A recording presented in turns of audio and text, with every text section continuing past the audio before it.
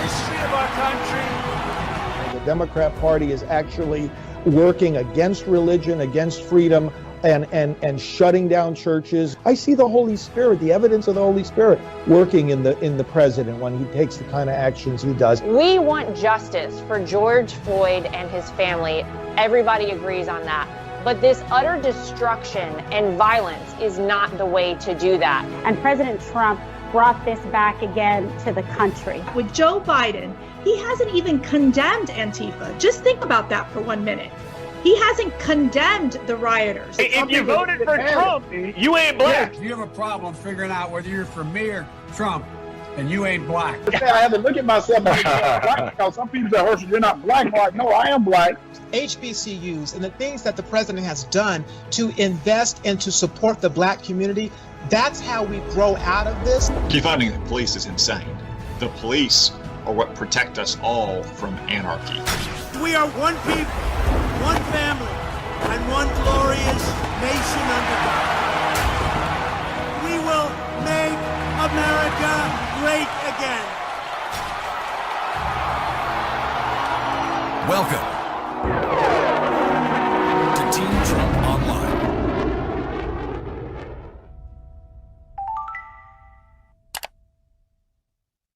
Hello and welcome to another edition of Team Trump Online's War Room Weekly, where we take a closer look at President Trump's excellent record of accomplishment on behalf of the American people and contrast that with Joe Biden's dismal record of failure and his terrible ideas for the future.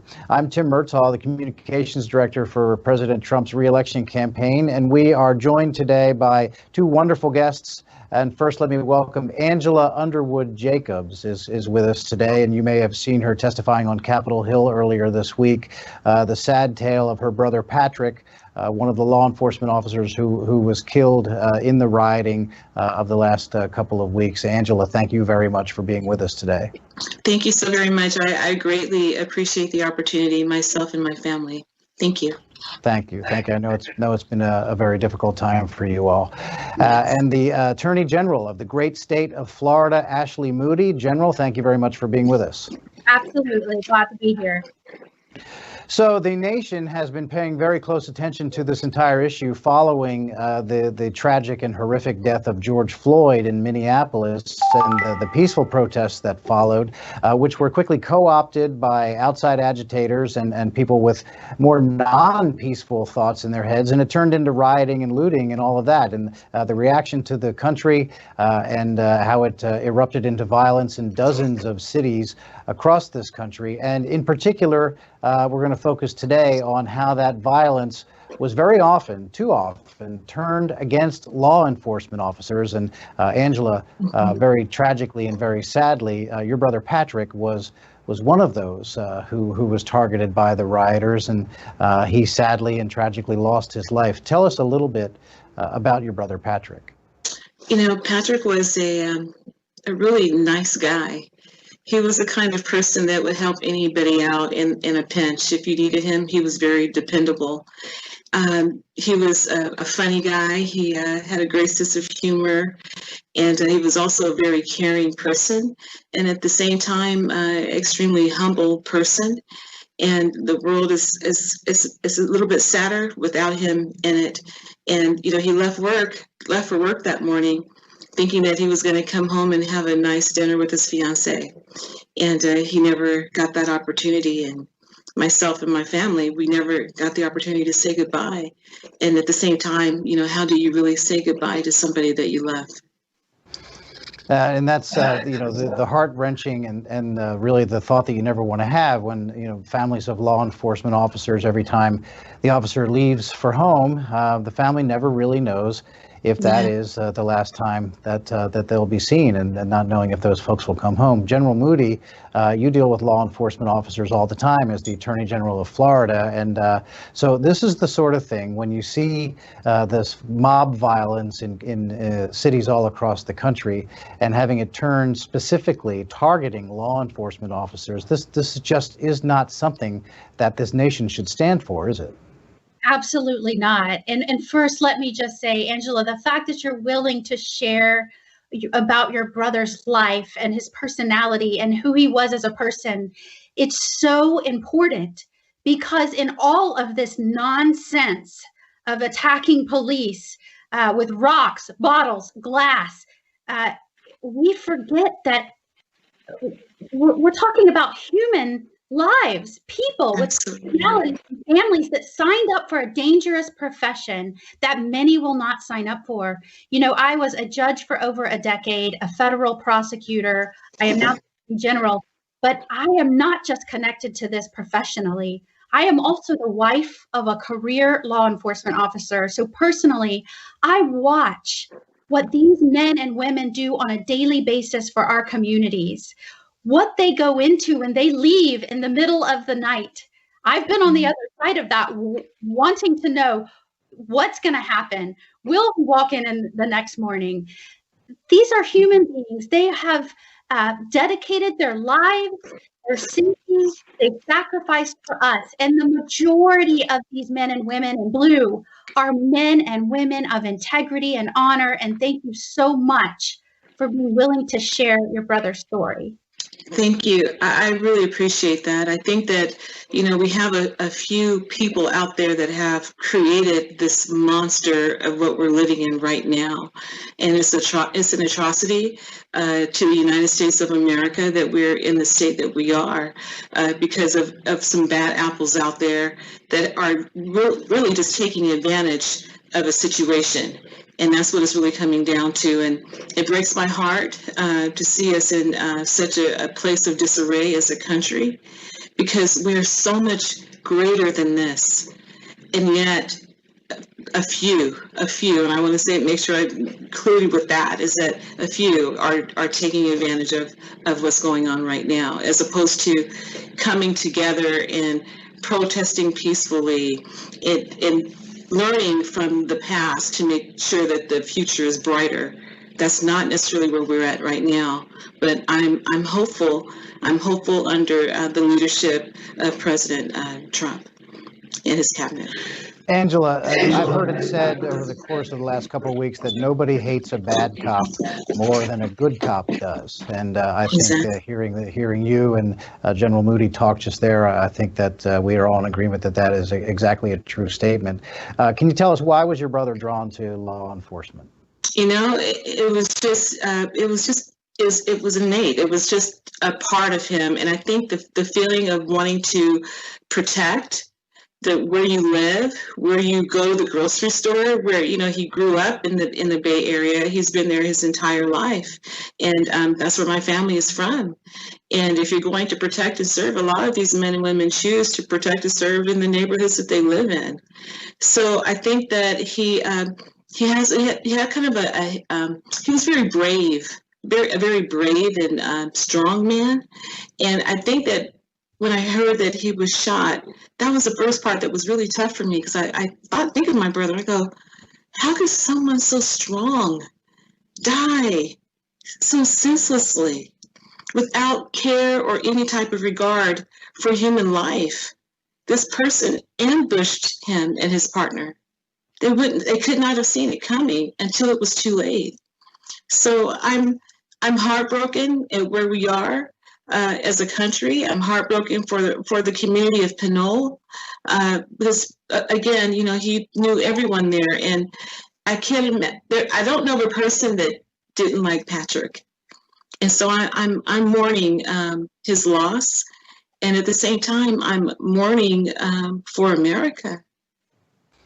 I think there's no question it was a targeting of the uniform, and your brother sadly was the one standing there wearing it that day, and I think we've seen instances of the violent mob reaching out and lashing out and targeting whoever happened to be standing there wearing the uniform of law enforcement, and their job, as your brother and you and your family sadly found out, they put their lives on the line every single day, and their mission is to protect their communities. That's what your brother was doing, and he was targeted because that's what he was doing, which is just an astounding thing and an astounding commentary on an element of the folks who were involved in the rioting. And again, we're talking about the rioters and not the peaceful protesters, but the rioters, certainly. Right. So that brings us to this notion of defunding police departments that is sweeping the country, sweeping a lot of these major cities from coast to coast. A lot of elected Democrats. This is an issue that is really overrunning the Democrat Party. We're talking about the mayors of our two largest cities, Los Angeles and New York, and elected officials all up and down the line across the country saying, defund the police, which is an amazing thing to think about when you're looking at complete and utter uncontrollable lawlessness. Let's take a look right now at a sampling of some of these Democrats and what they have to say. I think that the defunding, would you be someone who supports the defunding movement, which is to take money specifically from police departments and put them into education, for example? I think you do all those other things, you don't need all the money that's going in the police department. So yeah, I mean, the spirit of it, I do support that. This is what political courage is for. Political courage, there are moments in every person's career where you have to stand up and be willing to say, am I willing to sacrifice everything that I have, all the privileges that I have, so that the right thing can go through? This is one of those moments. This right now is one of those moments. So if you're an elected official that for any reason is on this call, I'm asking you to ask yourself, what are you willing to sacrifice to make sure that overfunded police departments are defunded? Do you understand that the word dismantle or police free also makes some people nervous? For instance, what if in the middle of the night, my home is broken into? Who do I call? Yes, I mean, I hear that loud and clear from a lot of my neighbors. And I know, and myself too, and I know that that comes from a place of privilege, because for those of us for whom the system is working, I think we need to step back and imagine what it would feel like to already live in that reality, where calling the police may mean more harm is done. I will never co-sign on funding a police department that continues to brutalize us. And I will never stop saying, not only do we need to disinvest in police, but we need to completely dismantle the Minneapolis Police Department.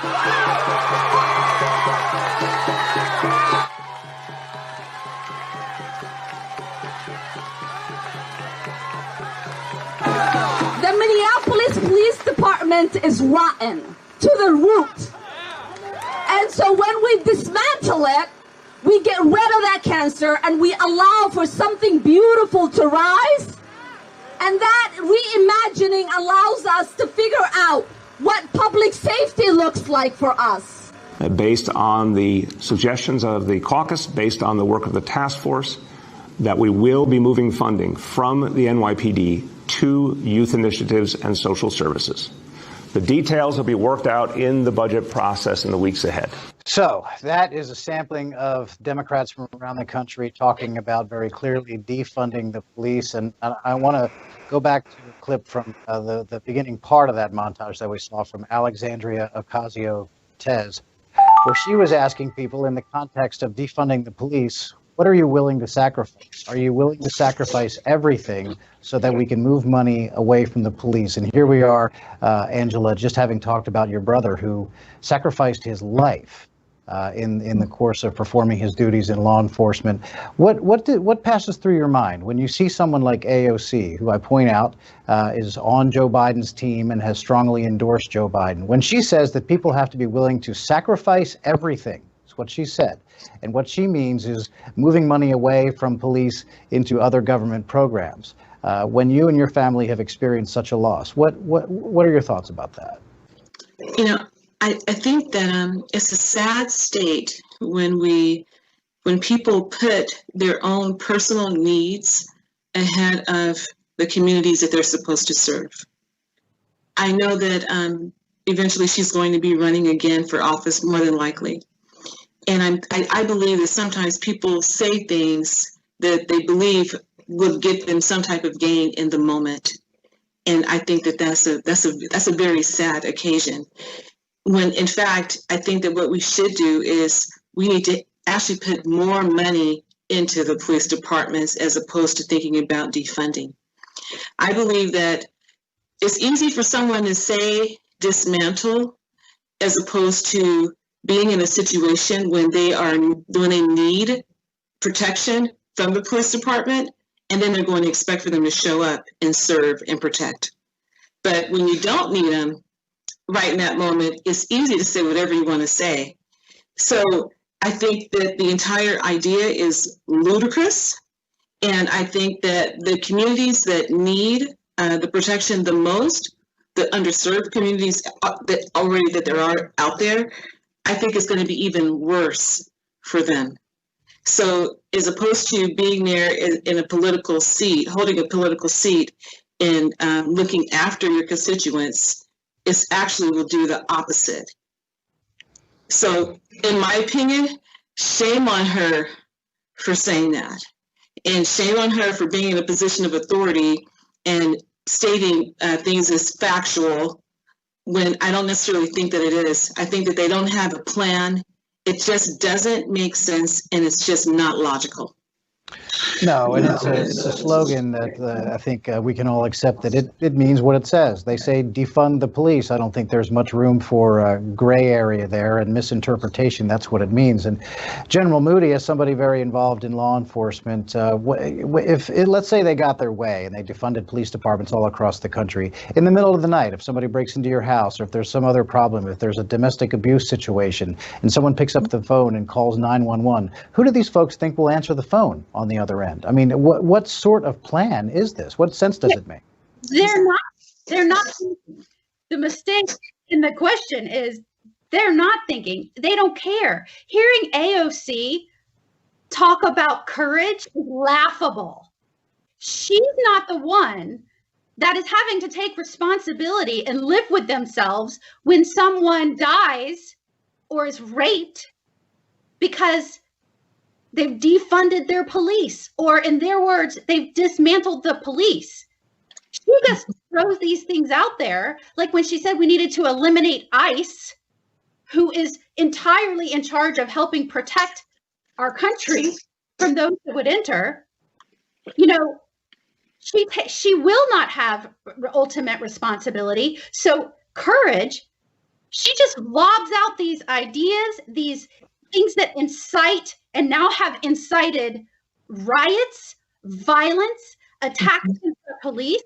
Let me talk about courage for a moment. True courage that AOC will never and can never understand. True courage is rushing into a house in the middle of the night when you've been called to help someone because there's an intruder in the home and they're armed.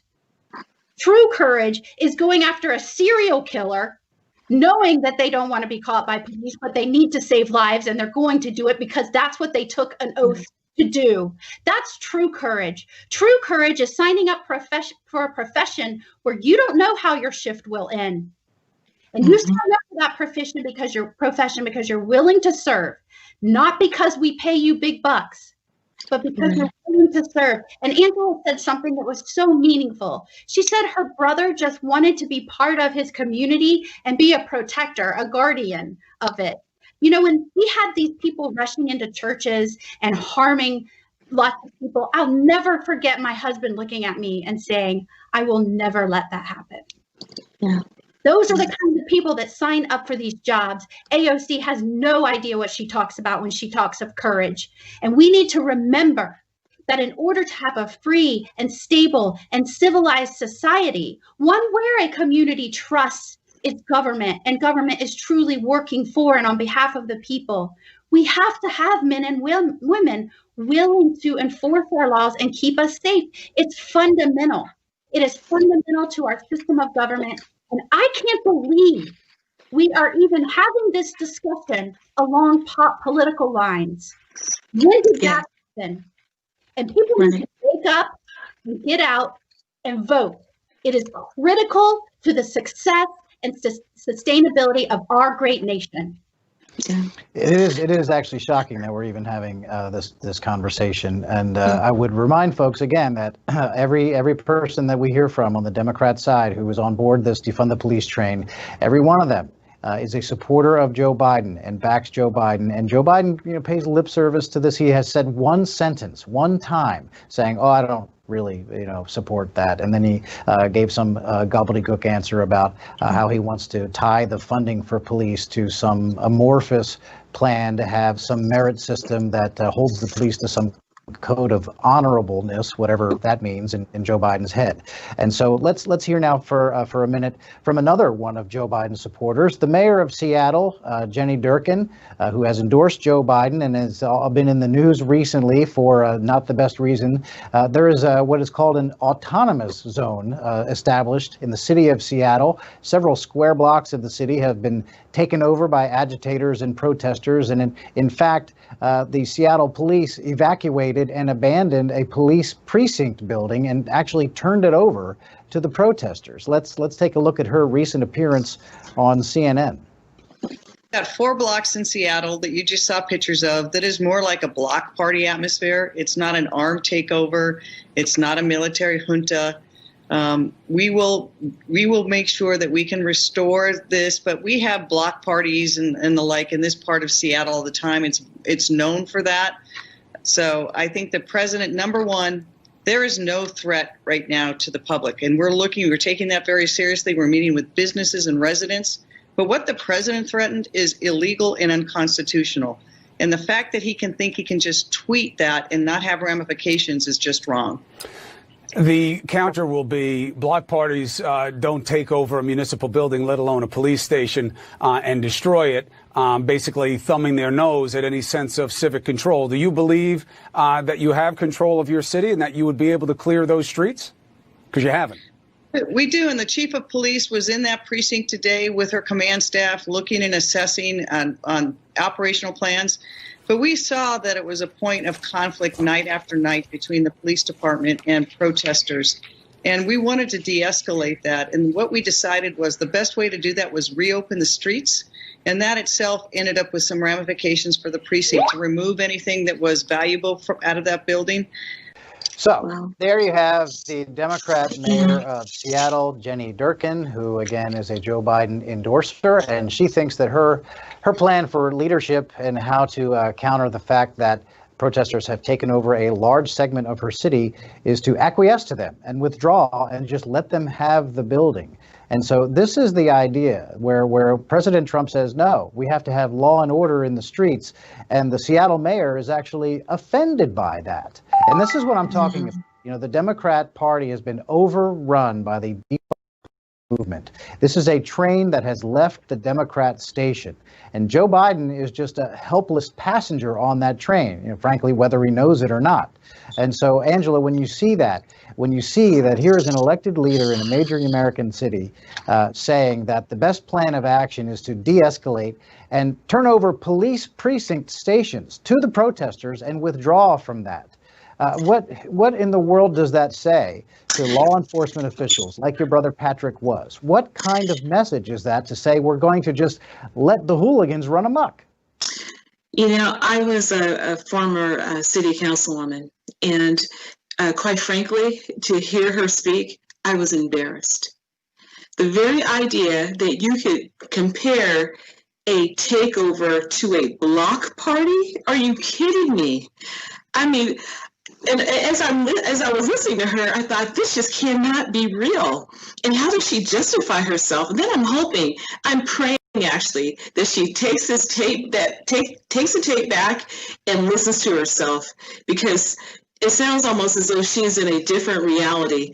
Not only that, my other concern too is that if one person decides to start running their city in that particular way, I hope that it doesn't go across America. And then when you talk about defunding, so we're just going to invite chaos into the homes of families, into the streets. People are trying to get to work. People are trying to go to school, all kinds of things. So we're going to invite chaos now?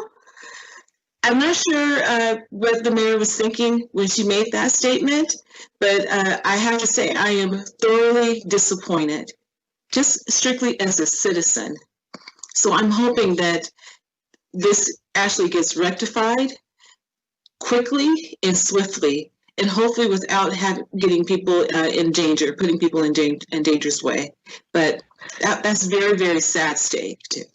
And it sends a pretty dangerous message to these groups that are organized. Antifa, we know that Antifa, the Attorney General of the United States, has indicated he has evidence that Antifa is involved in a lot of these violent protests. And General Moody, that sends a message, don't you believe, to these groups that if they go into these cities and you've got a Democrat mayor like this, and most cities do have Democrat leadership, that's an invitation that if we go and just commandeer entire city blocks or want to take over an actual police station, that if you get a mayor like this, they're going to just let you do it. And so, how do you react to this? It's crazy.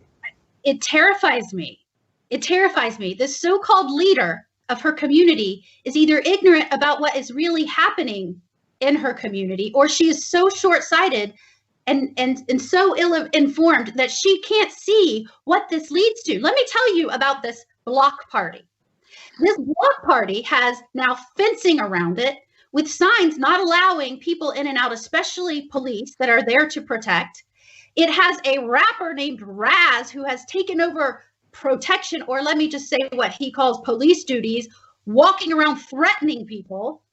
This is extraordinarily dangerous, extraordinarily dangerous. This has similarities.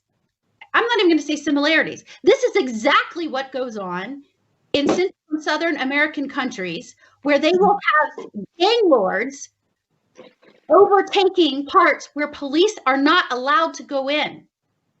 It is ordinarily dangerous. The people that live there have no one to protect them, and those that are supposed to be protected them rule and reign with violence. And the people that are hoping to be protected end up being victimized repeatedly by those that have taken control. That is what those of us that have led in law enforcement and have seen criminal justice systems around the world that don't work, that violate people's rights, that do not protect them. That's what happened. That's what's going on in those countries right now. The fact that that is taking place in this nation is terrifying. Again, we have to get this word out. Thank you for hosting this discussion, because people need to know this is not a simple choice of left or right. This is, do you believe in the fundamentals of law and order in our nation? Do you believe that we need to trust men and women to come in and protect us and give them the power to do that with integrity and honor, of course, but the power to do that? That is the United States of America. That is what we are voting for, and that is why we have to vote for president.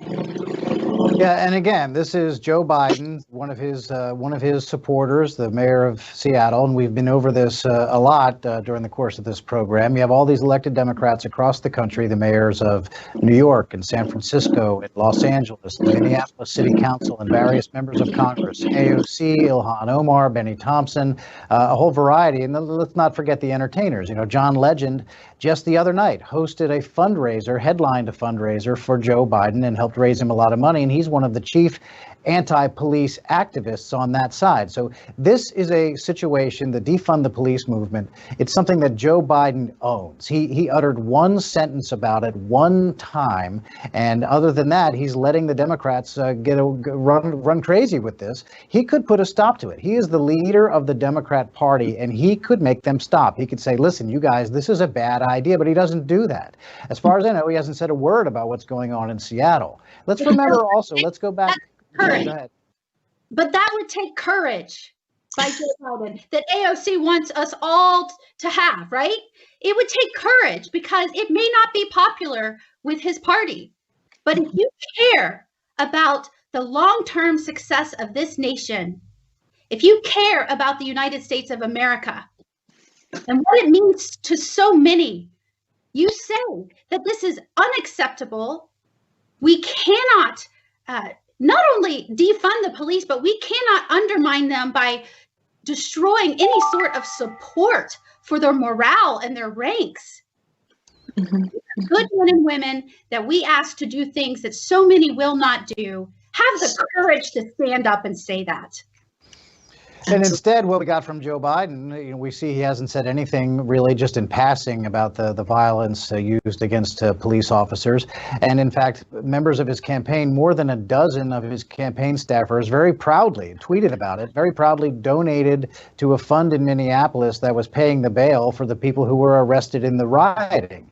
And so you have this silence as the Democrat Party is running away with this defund the police movement, silence from Joe Biden largely, aside from one sentence of lip service about it, and letting all these elected officials just go and do all these reckless things and say these reckless things, and actually in the case of Seattle, turn over police precincts. And so police organizations didn't take very long to figure out that Joe Biden has gone so far over the deep end and is so afraid to stand up to the extremist elements in his own party who are, let's just say what they are anti-police. He's afraid to stand up to them. And so the police organizations have noticed that, and Joe Biden has turned his back on them. Well, they're walking away from him as well. Let's take a look at that.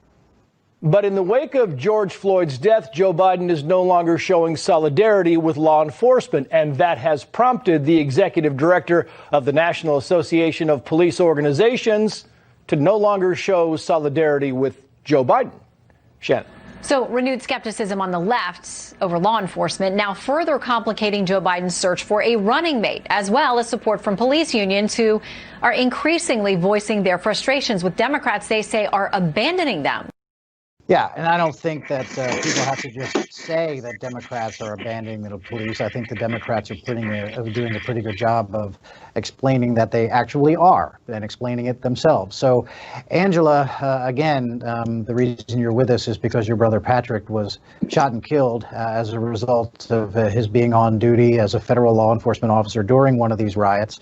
When you hear that the Democrat nominee for president, Joe Biden, has effectively turned his back on law enforcement, and that the police organizations have noticed that with some dismay. Why is that something that you think it's important for voters to know?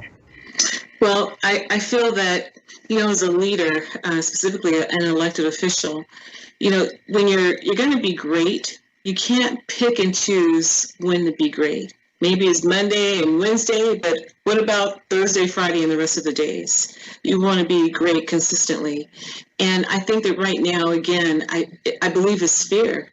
He's thinking that if he doesn't do or say what his party wants him to say, then he won't be able to be elected.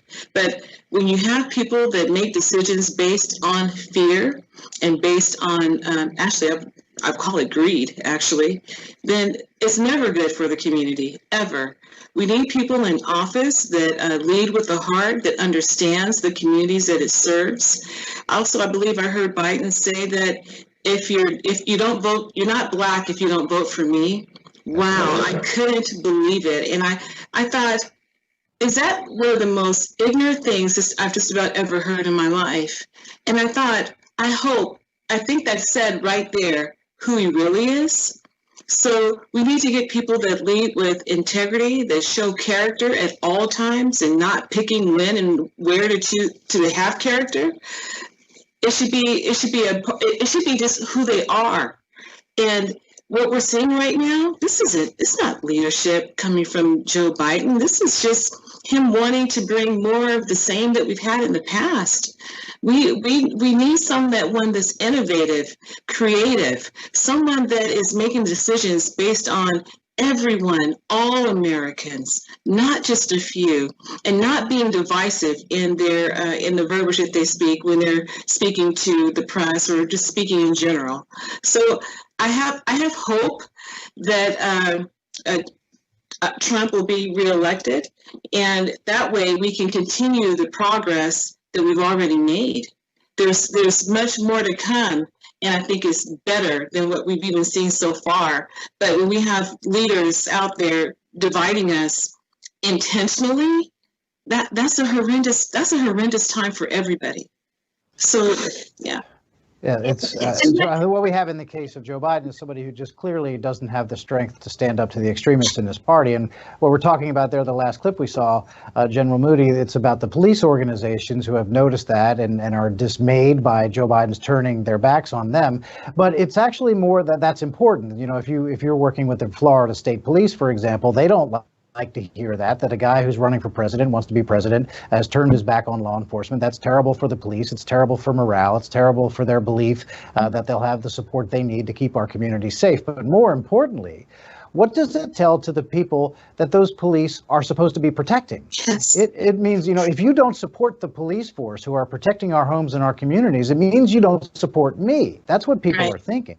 And as the Attorney General of Florida, I mean, how do you counter that? If Joe Biden were to somehow become president, how would you counter that? And how does it make law enforcement's job more difficult?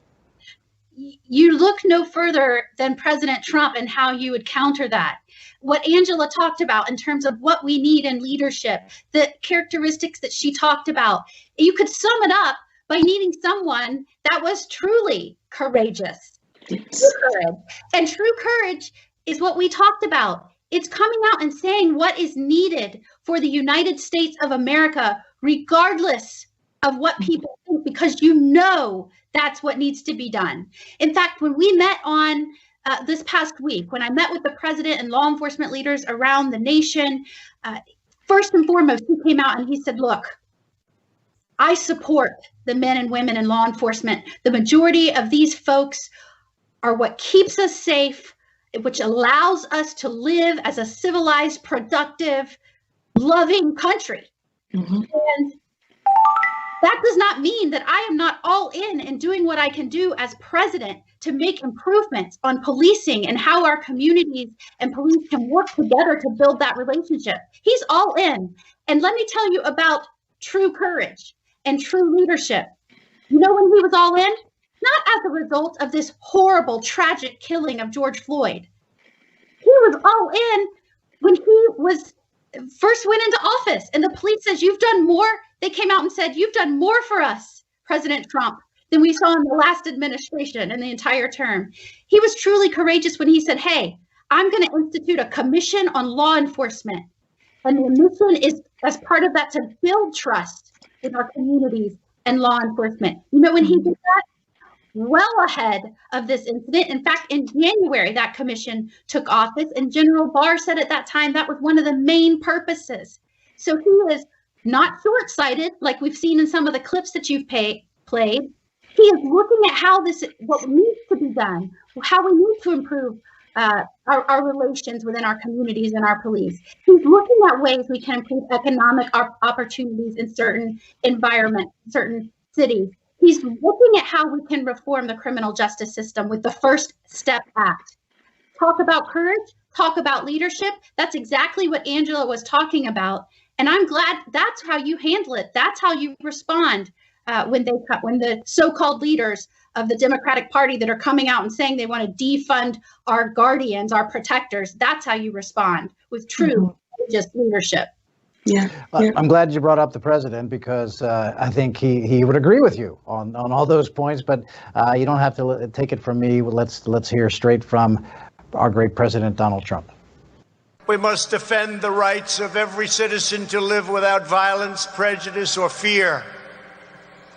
We support the overwhelming majority of police officers who are incredible in every way and devoted public servants.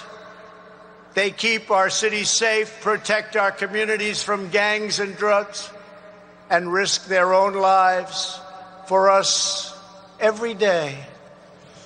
No one is more upset than fellow law enforcement officers by the small handful who fail to abide by their oath to serve and protect.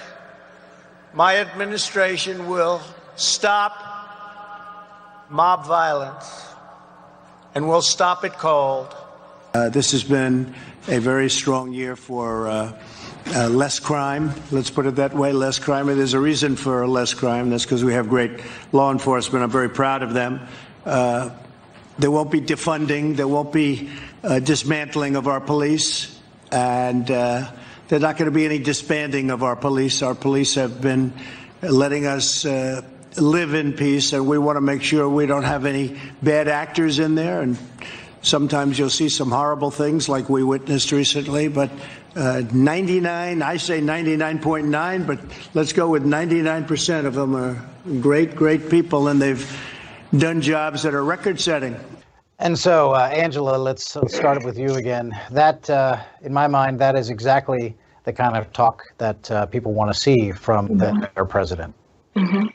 Well, I believe that President Trump, he tells it like it is, and I can appreciate that. And I think that people want to feel safe. They want to feel that they've been seen, and they want to feel that they've been heard. And as long as we can do that consistently, we'll be able to make progress. But President Trump is a very strong leader, and I like that. I want to feel confident in the person that is running the country. So when we look at what's going on within the different communities, we have to make sure that, number one, that we elect the right people to lead the cities, and that they have a true understanding of who it is that they're actually protecting and serving in the city. As an elected official, our first obligation is the people, and we have to make sure that we understand who they are and what the needs are. And then we put plans and strategies into place so that we can make sure that the economy is strong, that we are providing opportunities for education for our children, that we are bringing jobs into the community. It goes with all of these different things. But at the root of all of this, we have to make sure that we're listening and that we're really on the ground. We have to be in the weeds almost with our constituents to make sure that we really know and feel what's going on so that we can make the right decisions. I think that's exactly right, making the right decisions. And General Moody, that's why it really does matter so much who is in the Oval Office, right? And so we've got President Trump in here now, and we need him back again 4 more years. The question is, who do you trust to lead the executive branch in this country? Go back to grade school. The executive branch is charged with enforcing our laws. Who do you trust to lead it as President of the United States of America? Someone who comes out and says in no uncertain terms, I support the men and women in law enforcement, will do everything I can to make sure that their policing practices respect everyone and that everyone is equal under the eyes of the law? Or do you want someone as President of the United States who can't come out and say that the police, the men and women, shouldn't be defunded? Mm-hmm. Mm-hmm. Sounding to me that this is even an issue we are talking about when we're talking about who we want to serve as the head of our executive branch as president. It's pretty clear to me. Yeah. Well, this is without question an issue that is not going away. I don't think there's any sign that the Democrat Party is going to drop the defund the police demands, and they're continuing to work on Joe Biden. And we know from experience, based on things that he's done on other issues, that he simply does not have the strength to stand up to the most extreme elements in his Democrat Party. So I want to thank you both, Angela Underwood Jacobs. We appreciate your time here, and I know it's been a very difficult period for you and your family, and we're again very sorry about the loss of your brother Patrick as he was working in the line of duty. And thank you very much for being with us. Thank you so very much. I appreciate that, and I'm hoping that my brother's memory is we can think of change in a positive way and bring the nation back together again and get rid of a lot of this negativity and fear that we have entrenched in so many of our metropolitan cities. But thank you again for having me and being able to share my story and my brother's story. Well, amen to all of that, and thank you, Angela, for you and for your willingness to talk to us today. And the Attorney General of the great state of Florida, Ashley Moody, thank you for your time and everything that you're doing to help protect the good citizens of Florida. Absolutely. Thanks for having me. And we thank you for watching. This has been another edition of Team Trump Online's War Room Weekly. And before we go, I want to remind you to please download the official Team Trump 2020 app. It's available in all the app stores right now, and it lets you get all the straight news, the real news, straight from the campaign without having to go through the Beltway media filter. It also lets you get involved in the campaign. You can make phone calls from the comfort of your own home and get involved that way and volunteer for the campaign in any number of ways. And when you do all those things, you earn points, which you can cash in to win great prizes, up to and including a picture of yourself with President Trump. So download the Trump 2020 app today. That is our show. But before we go, I would like to take the time to wish a very special happy birthday to our boss and the President of the United States. Happy birthday, Mr. President. And here is a little montage of some others wishing President Donald J. Trump a very happy birthday indeed. Happy birthday to you. Happy birthday to you. Happy birthday, Mr. President. Happy birthday to you. Happy birthday, Donald Trump. I just wanted to wish you the happiest birthday of all because you deserve it. Happy birthday a million times. Happy birthday from Long Island. Thank you, Mr. President.